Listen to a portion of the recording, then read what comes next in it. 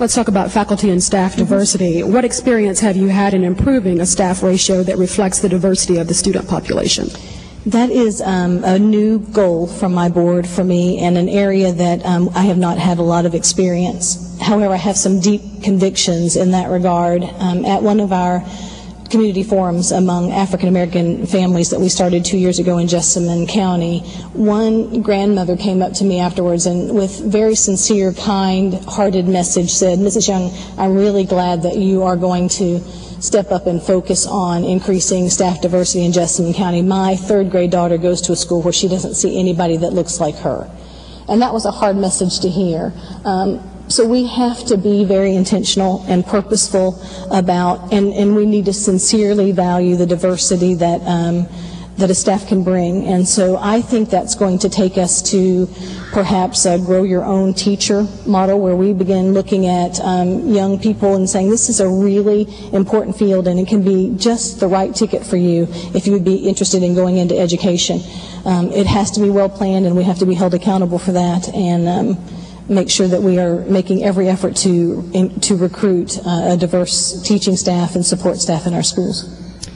How do you plan to ensure that children with special needs are given every opportunity to succeed? One of the ways that we've worked on that very significantly at our schools is to monitor the settings that students are in, whether that is a self-contained setting, which is the most restrictive environment under the federal law, or a resource setting, or a collaborative setting. And we have come out very strongly to say that the collaborative setting is the best setting for every child who can be served in that way, because it gets them closest to the curriculum that all students are expected to master over their time. So increasing expectations for good collaboration, and then modeling what good regular education and special education teacher collaboration looks like. We've set some model collaborative classrooms across the district and have encouraged a job-embedded professional development so people can see what those good instructional environments look like and how they can support students with disabilities and all learners. We've also worked with our principals who have been very open to naming and claiming students so that we know who our students are, how they're performing, and then kind of wrapping the services, both intervention and extension services, around the needs of those students at each school. And they are very proud of those accomplishments, and we're seeing our students with disabilities more graduating than have ever graduated before and achieving at higher levels than they've ever achieved before, and some phenomenal gains, in fact, in mathematics. How will your past experiences and understandings of what goes on in the classroom help our many students in such diverse needs? And what would you do differently that hasn't already been tried here? I'll tell you a couple of things that we've done, and I have really made a commitment to almost every group I've talked to today that if I were to be selected for the position, I want to promise to be a very constructive listener, so that I spend a significant amount of time learning from people who are in this district and who are experts about the work that has happened in the past in Fayette County and that will go forward into the future.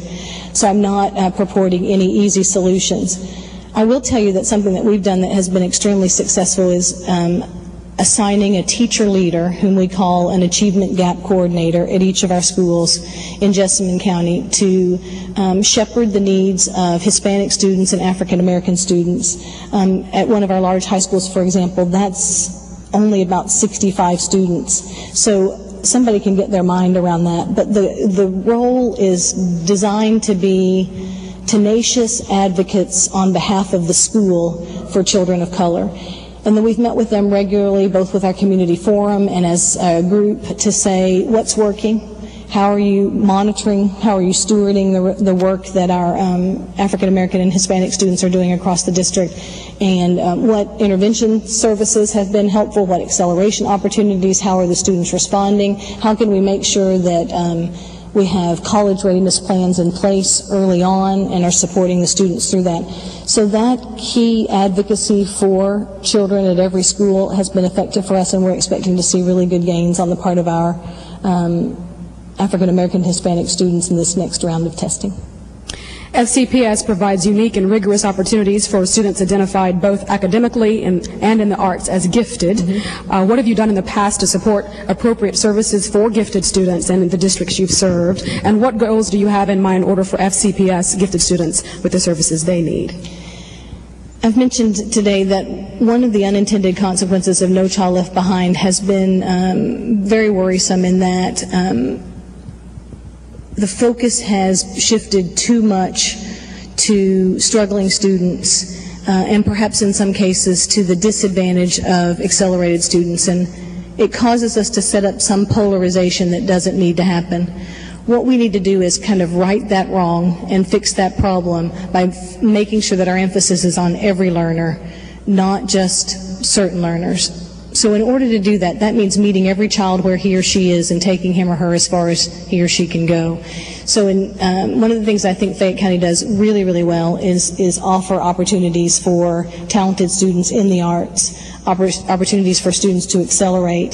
The magnet schools, the innovation schools and programs really provide a niche for students based on their interests. In Jessamine County, we have looked at a lot of dual credit college earning and dual enrollment opportunities for students that have been particularly successful.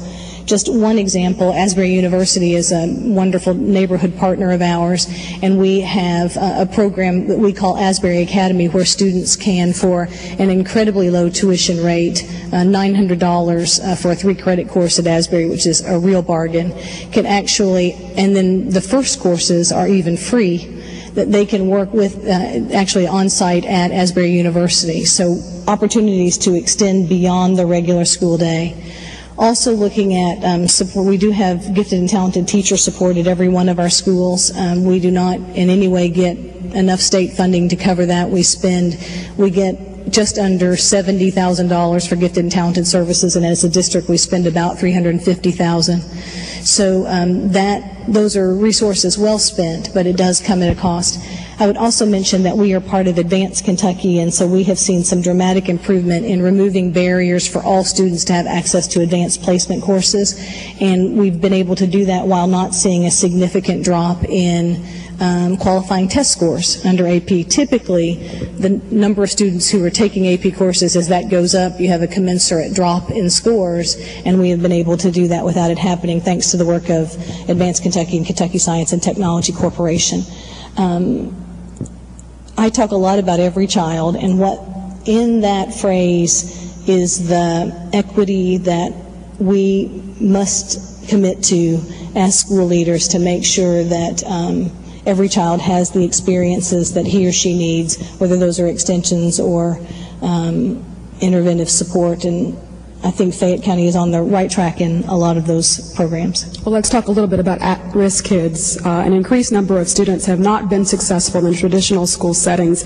How do you see alternative education as a viable way of reaching the needs of students in this situation and reducing the number of school dropouts? I am a huge proponent of alternative education and tell people kind of unabashedly that we have the very best alternative school in Jessamine County in the Providence School. It is one of the larger alternative schools. Its leadership is very devoted to meeting the needs of students who are better served in a very small environment with wraparound services and supports. These folks are committed to making sure that every one of their students is successful to graduation.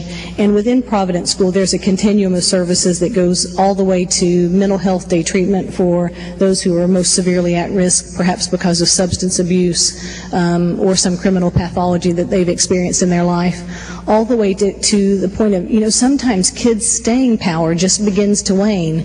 You've got 3 credits to go, and by golly, I just don't have what it's going to take to get through. So at the Providence School, they have a program called Operation Homestretch that helps those kids earn just those last credits. So trying to be comprehensive in the offerings that we have is really important. And meaning no offense, I think it's important for big schools to realize that a lot of what we get right at alternative schools can be replicated in smaller learning communities at the big schools, and that tenacious, high expectation for every child to be there every day and to graduate high school should really kind of permeate the experience of today's high schools.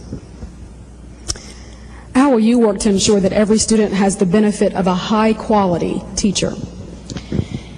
That is some of our most challenging work, but also some of our most exciting.